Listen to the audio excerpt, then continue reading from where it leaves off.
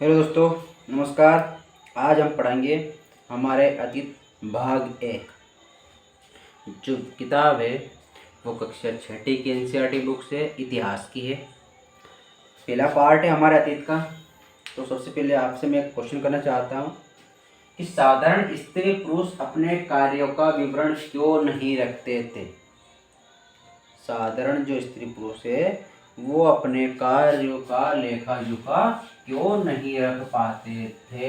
क्या कारण था कि जो हमारे अतीत में कब, कहाँ, कैसे और क्या घटना घटित हुई वो हमें कहाँ से प्राप्त होती है, वो हम कहाँ से जानकारी इकट्ठा कर सकते हैं कि वो हमें मिल जाए। तो वो हमें मिलती है इतिहास की पुस्तकों से। तो इतिहास में आज हम पहला चैप्टर पढ़ेंगे। अध्याय 1 है क्या, कब, कहाँ और कैसे। जो चैप्टर है ये हमें बताया कि हम क्या करते थे, कब क्या करते थे, कहाँ रहते थे, कैसे रहते थे, कैसे काम करते थे, कैसे खान पीन करते थे। तो पढ़ते हैं इतिहास की बुक से। और इतिहास जो है यूपीएससी का एक हमारा दूसरा स्तंभ, 4 स्तंभ में से हम दूसरा स्तंभ पढ़ रहे हैं। तो यहाँ पर एक लड़की है, किताब में आप देख रहे होंगे।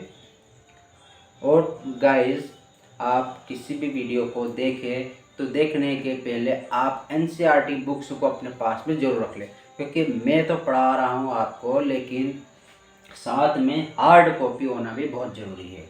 क्योंकि हार्ड कॉपी होगी हमारे हाथ में तो हमें पढ़ने में बहुत आसानी होगी। तो यहाँ पर लिखा हुआ है, एक सवाल है, रशीदा का सवाल। रशीदा जो है वो सवाल कर रही है।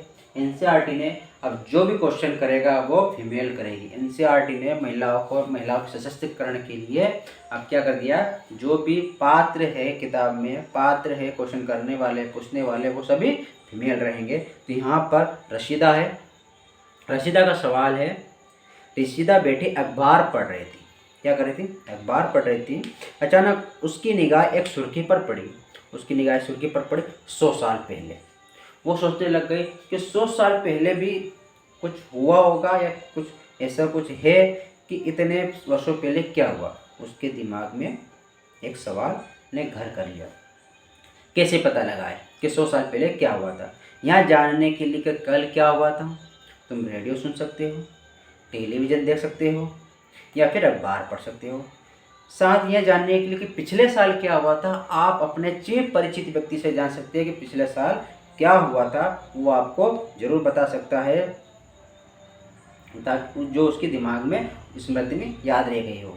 लेकिन बहुत पहले क्या हुआ था या कैसे जान सकते हैं, यहाँ सिर्फ हम एक ही चीज़ से जान सकते हैं, वो है हमारे अतीत लेसन 1 जो है, उसमें सिर्फ हम ये जानेंगे कब, कहाँ, क्या, कैसे हुआ था। लेकिन सारी चीज़ जो हमारी बहुत वर्षों पहले की चीज़ें वो हम जान सकते हैं, इतिहास से जान सकते हैं। तो अतीत के बारे में हम क्या जान सकते हैं? अतीत के बारे में हम बहुत कुछ जान सकते हैं, जैसे लोग क्या खाते थे, क्या पहनते थे, किस तरह के घरों में रहते थे तथा क्या कार्य करते थे। हम आखेट को, हम किन से पकड़ते हैं? आखेट को। आखेट को जो क्या होता है, ये होते हैं शिकारी। शिकार करने वाले जो लोग होते हैं उन्हें आखेट को कहा जाता है। पशुपालकों, शासकों, व्यापारियों तथा पुरोहितों, शिल्पकारों और कलाकारों, संगीतकारों, फिर वैज्ञानिक या केवल वैज्ञानिकों के जीवन के बारे में जानकारी इकट्ठा कर सकते हैं, हासिल कर सकते हैं। यही हम यहाँ पे पता कर सकते हैं कि उस समय बच्चे कौन से खेल खेलते थे, कौन सी कहानियाँ सुना करते थे या कौन से नाटक देखा करते, फिर कौन से गीत गाते थे, लोग कहाँ रहते थे। सबसे पहले ये पता है लोग कहाँ पर रहते थे। लोग कहाँ रहते थे, लोग कहाँ रहते थे। तो इसमें एक मानचित्र है, मानचित्र 1 है, प्रश्न नंबर 2 पर है, नर्मदा नदी का पता लगा। क्या करें? नर्मदा नदी का पता लगाइए। तो ये प्रश्न है, जो नर्मदा नदी है वो आपकी है मध्य प्रदेश के अमरकंटक से निकली हुई है। अमरकंटक से निकली हुई मध्य प्रदेश के। तो वहाँ पर देखिए आपको दिखाई देगी, कई लाख वर्ष पहले लोग इसी नदी के तट पर रहे। यहाँ रहने वाले आरंभिक लोगों में कुशल संग्राहक भी थे, जो आसपास के जंगलों की विशाल संपदा से चिर परिचित थे। अपने भोजन के लिए जड़ों, फलों तथा जंगल के अन्य उत्पादों का यहीं से संग्रह किया करते थे। वे जानवरों का आखेट भी करते थे। क्या करते थे? जानवरों का आखेट करते। आखेट का मतलब होता है शिकार करना। आखेट भी करते थे, जिसकी वजह से उनका जीवन चलता था। अब तुम उत्तर पश्चिम की सुलेमान और किरथर पहाड़ियों का पता लगाओ। उत्तर जो आपका है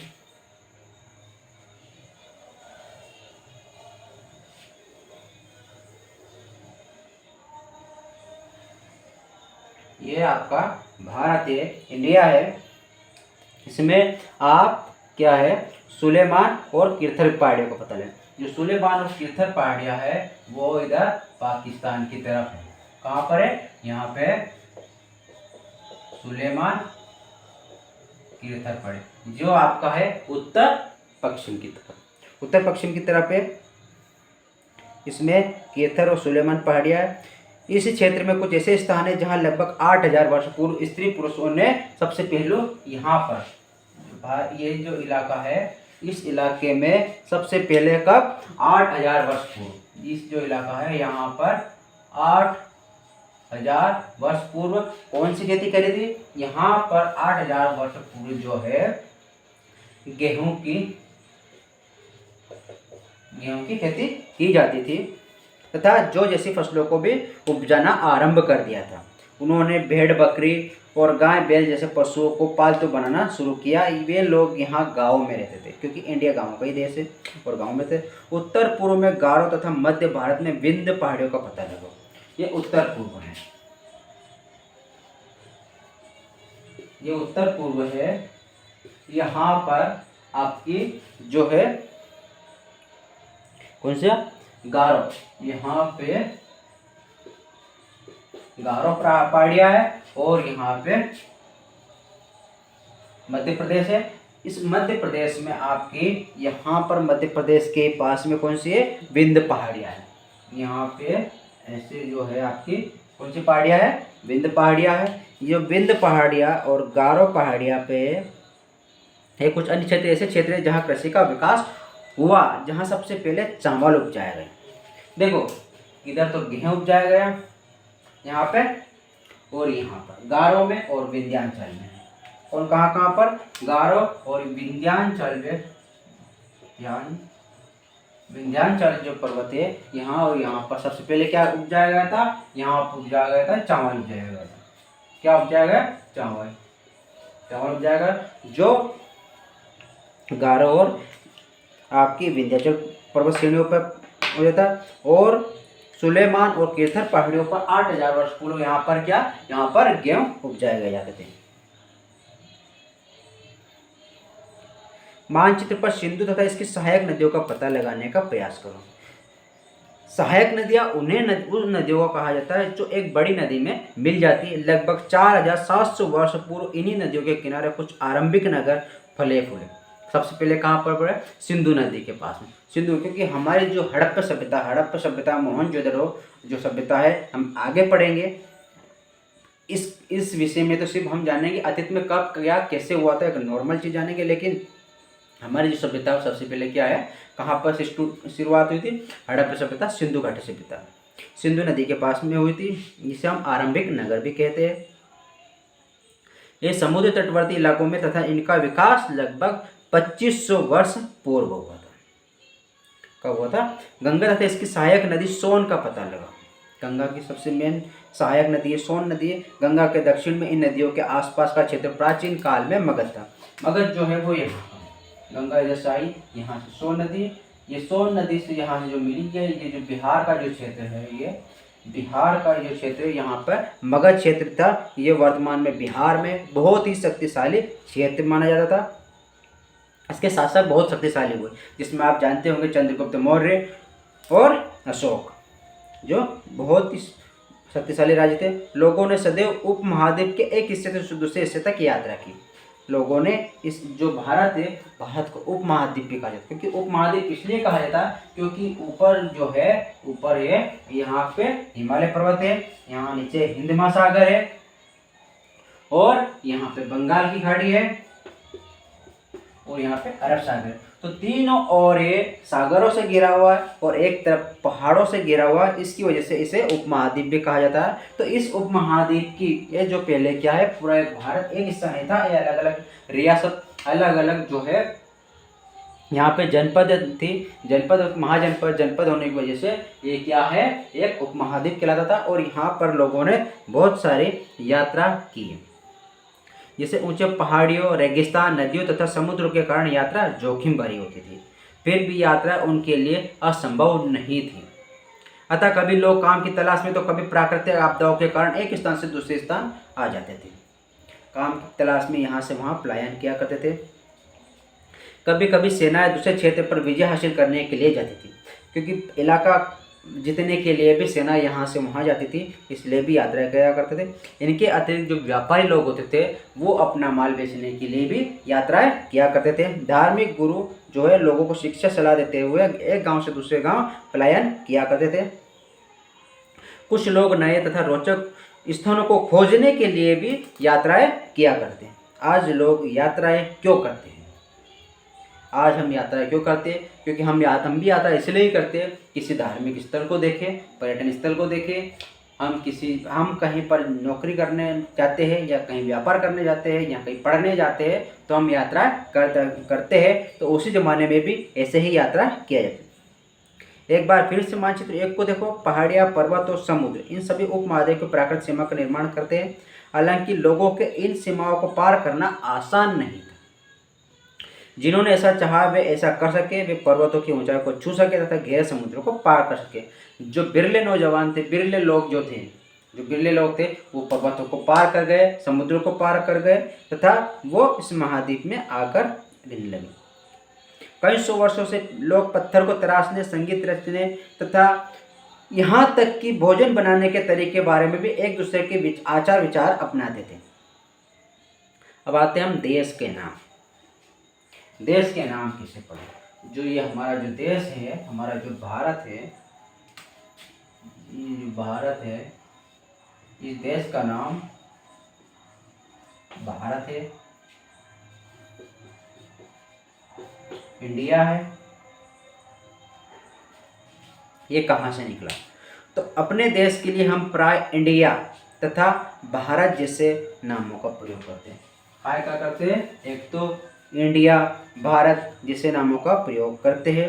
इंडिया शब्द इंडस से निकला है। जो आपका इंडिया है, इंडिया शब्द कहाँ से निकला? इंडस से निकला है। इंडस का मतलब होता है सिंधु। इंडस का संस्कृत का अर्थ होता है सिंधु कहा जाता है। आप लगभग 2500 वर्ष पूर्व उत्तर पश्चिम की ओर से आने वाले ईरानियों तथा यूनानियों ने सिंधु को इंदोस तथा इंदोस कहा। जो लोग ईरान और इराक की तरफ से जो लोग आते थे 2500 वर्ष पूर्व, उन लोगों ने इस इलाके को, ये जो इलाका है, इस इलाके को उसने क्या कहा? इस इलाके को उन्होंने इंदुस या इंदोस कहा। इसकी वजह से इसका नाम हिंदुस्तान हुआ। इसी नदी के पूर्व में स्थित भूमि प्रदेश को इंडिया कहा जाता है। भरत नाम का प्रयोग उत्तर पश्चिम में रहने वाले लोगों के लिए किया जाता है। जो भरत नाम का प्रयोग है वो यहाँ जो इधर के जो लोग थे उन लोगों के लिए ही उपयोग में किया जाने लगता था, लेकिन धीरे धीरे फिर पूरे भारत का नाम भारत हो गया। भरत जो नाम है वो सबसे पहले कहाँ प्राप्त हुआ था? भरत जो नाम है, हमें भरत का उल्लेख सबसे पहले हमारी जो वेद है, वेद कौन से कितने वेद है? 4 वेद। 4 वेद में जो पहला वेद है ऋग्वेद है। ऋग्वेद में सबसे पहले 3500 वर्ष पुरानी एक कृति है ऋग्वेद, उसमें सबसे पहले भरत नाम का उल्लेख मिलता है। अतीत के बारे में कैसे जानें? अतीत की जानकारी हम कई तरह से प्राप्त कर सकते हैं। इनमें से एक तरीका है अतीत में लिखी गई पुस्तकों को ढूंढना और पढ़ना। अतीत के बारे में, क्योंकि जो लिखा होता है वही बोले। एक कहावत है, कांट की विद्या और गांठ का रुपया काम आता है, जो आप बोलते हो। लेकिन उसके बाद फिर आया कि जो लिखा जो जाने, मतलब जो लिखा हुआ है वही आपका सत्य होता है। तो हम जो है हमारे जो इतिहास हमारे जो अतीत है वो हम किताबों को पुस्तकों को पढ़कर प्राप्त कर सकते। ये पुस्तकें हाथ से लिखी होने के कारण इन्हें पांडुलिपि कहा जाता है। जो पहले जो लोग होते प्राचीन काल में लोग किताबों को हाथ से लिखा करते थे, तो इसलिए उन्हें पांडुलिपि कहा जाता था। अंग्रेजी में पांडुलिपि के लिए प्रयुक्त होने वाला शब्द है मैन्युस्क्रिप्ट। कौन सा है?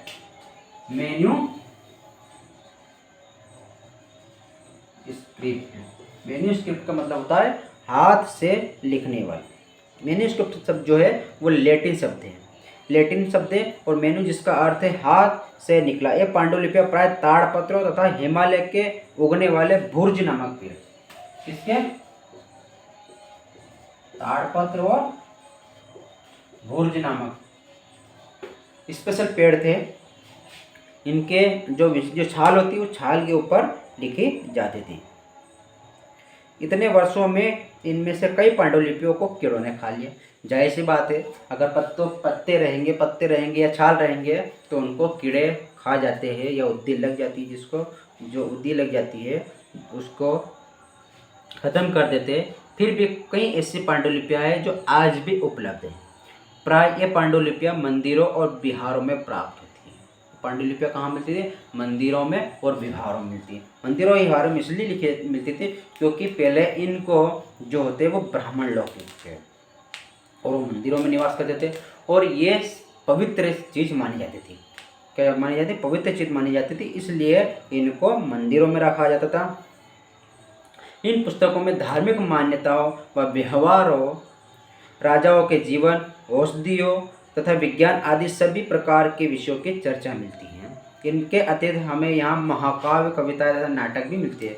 इससे दो महाकाव्य बहुत फेमस है, एक महाभारत और एक रामायण। इनमें कई संस्कृत में लिखे हुए मिलते हैं जबकि अन्य प्राकृत और तमिल भाषा में मिलते हैं। प्राकृत भाषा का प्रयोग आम लोग करते थे। हम अभिलेखों का भी अध्ययन करते हैं। अभिलेख क्या होते हैं? ऐसे लेख पत्थर अथवा धातु जैसी अपेक्षाकृत कठोर सतहों पर उत्कीर्ण किए गए मिलते हैं, वो अभिलेख कहलाते थे। कभी कभी शासक अथवा अन्य लोग अपने आदेशों को इस तरह उत्कीर्ण करवाते थे ताकि लोग उन्हें देख सकें कि कौन से राजा ने कौन सा काम किया या पढ़ सके, उनका पालन कर सके। कुछ अन्य प्रकार के अभिलेखों भी मिलते हैं जिनमें राजा तथा रानियों सहित अन्य स्त्री पुरुषों ने अपने कार्यों के जो कार्य है वो उत्कीर्ण करवाए। उदाहरण के लिए प्राय शासकों में लड़ाई अर्जित विजयों का लेखा जोखा रखा जाता है। पुरातत्व को बहुधा कपड़ों के अवशेष मिले। अब देखते हैं इसके अतिरिक्त अन्य कई और वस्तुएं भी है जो अतीत में प्रयोग में होती थी और हमें पता चली। तो क्या क्या कुछ ऐसी वस्तुओं का अध्ययन करने वाले व्यक्ति जो पुरातत्व की जो वस्तु है उनका जो अध्ययन करने वाला व्यक्ति होता है वो होता है पुरातत्वविद। क्या उनसे क्या बोलते हैं? उन्हें पुरातत्वविद बोलते हैं। वो पुरातत्वविद पत्थर और ईंट से बनी इमारतों के अवशेष, चित्रों तथा मूर्तियों का अध्ययन करते हैं। वे औजारों, हथियारों तथा आभूषणों तथा सिक्कों की प्राप्ति के लिए छानबीन तथा खुदाई भी करते हैं। इनसे कुछ वस्तुएं पत्थर, पक्की मिट्टी तथा कुछ धातु की बनी होती है। क्या की बनी होती है? धातु की बनी होती है। पुरातत्वविद जानवरों, चिड़ियों तथा मछलियों की हड्डियां भी ढूंढते हैं। इनमें से यह जानने में मदद मिलती है कि अतीत में लोग क्या खाते थे। वनस्पतियों के अवशेष मिलना बड़ी मुश्किल होती, सड़ जाते, गल जाते थे। फिर भी जो फसल या जो अनाज जल जाते थे, क्या होते थे? जल जाते थे, वो उसी अवस्था में पड़े रहते, मिल जाते थे, वो सड़ते नहीं हैं। इसलिए उनसे पता चल जाता है कि जो लोग हैं वो क्या खाते थे। पांडुलिपियां अभिलेखों तथा पुरातत्वविद से ज्ञात जानकारियों के इतिहासकार प्राय स्त्रोत शब्द का प्रयोग करते। इतिहासकार उन्हें कहा जाता है जो स्त्रोत शब्द का प्रयोग करते हैं। अतीत एक या अनेक। क्या तुमने इस पुस्तक के शीर्ष हमारे अतीत पर ध्यान दिया है? यहाँ अतीत शब्द का प्रयोग बहुवचन के रूप में किया था। किसके रूप में किया था? बहुवचन के रूप। ऐसा तथ्य इसलिए क्योंकि अलग अलग समूह के लोगों के लिए इस अतीत के अलग अलग मायने होते हैं, इसलिए ऐसा बहुवचन में कहा गया। और उदाहरण के लिए पशुपालकों तथा कृषकों का जीवन राजा तथा रानियों के जीवन से तथा रानियों का जीवन शिल्पकारों से भिन्न था। जैसा कि हम आज भी देखते हैं कि जो बड़े व्यापारी होते हैं, बड़े गाड़ी बंगलों में रहते हैं, और जो छोटे हैं, जो नौकरी करते हैं, middle class family, lower class family, ऐसे कैसी प्राचीन काल में भी हुआ करती थी। इसके अतिरिक्त एक अन्य तरह का भेद है, उस समय शासक अपनी विजयों का लेखा जोखा रखते थे। यही कारण है कि हम उन शासकों तथा उनके द्वारा लड़ी जाने वाली लड़ाइयों के बारे में जानकारी प्राप्त कर सकते हैं। लेकिन जो शिकारी है, मछुआरे हैं, कृषक है, संग्राहक है, वो अपनी जानकारी लिखकर नहीं रख पाते थे, इसलिए उनके बारे में हमें जो है जानकारी, पूर्ण जानकारी नहीं मिलती वाली। अब देखते हैं तिथियों का मतलब। अब हम आते हैं तिथि क्या होती है। तिथियों का मतलब पढ़ते हैं, जो ये बताते हैं कि कौन सी घटना है, कब घटी हुई।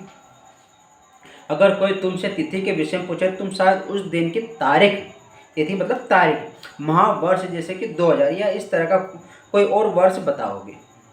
वर्ष की यही गणना ईसाई धर्म ईसा मसीह के जन्म की तिथि से की जाती है।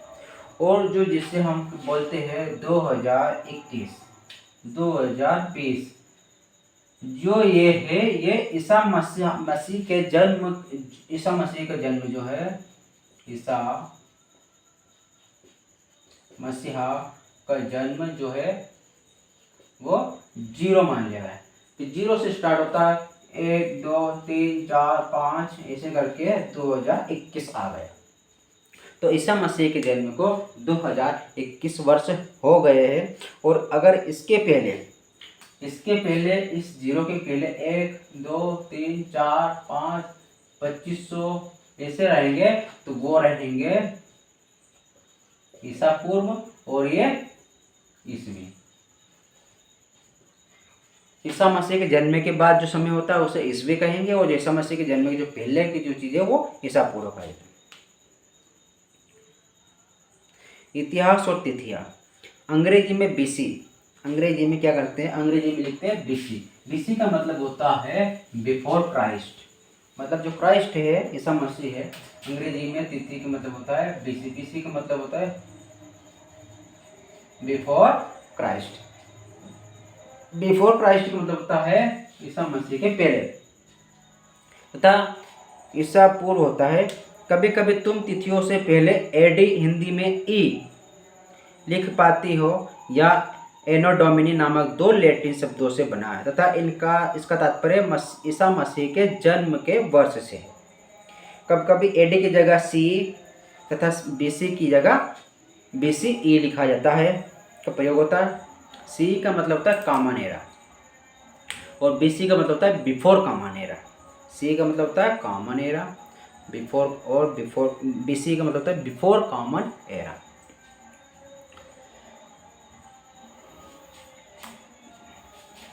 सी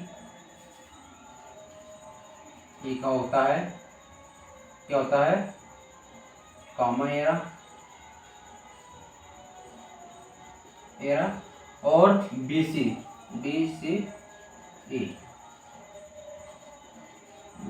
का मतलब होता है before common era, before common era होता है। जो हम कैलेंडर यूज करते हैं उस कैलेंडर को बोलते हैं ग्रेगोरियन कैलेंडर। क्या बोलते हैं? Gregorian calendar, Gregorian calendar. जो हम वर्तमान में जो पूरे वर्ल्ड में कैलेंडर इस्तेमाल करते हैं वो कैलेंडर कौन सा है? ग्रेगोरियन कैलेंडर है, जो आज वर्तमान में सभी जगह एक जैसा प्रयोग किया जाता है। तो ये हमारा जो है लेसन पूरा हो गया है। तो दोस्तों कैसा लगा आपको? अगर आपको अच्छा लगा तो लाइक करें, सब्सक्राइब करें, और अगला लेसन हम पढ़ेंगे हमारे अतीत का अगला लेसन। Thank you.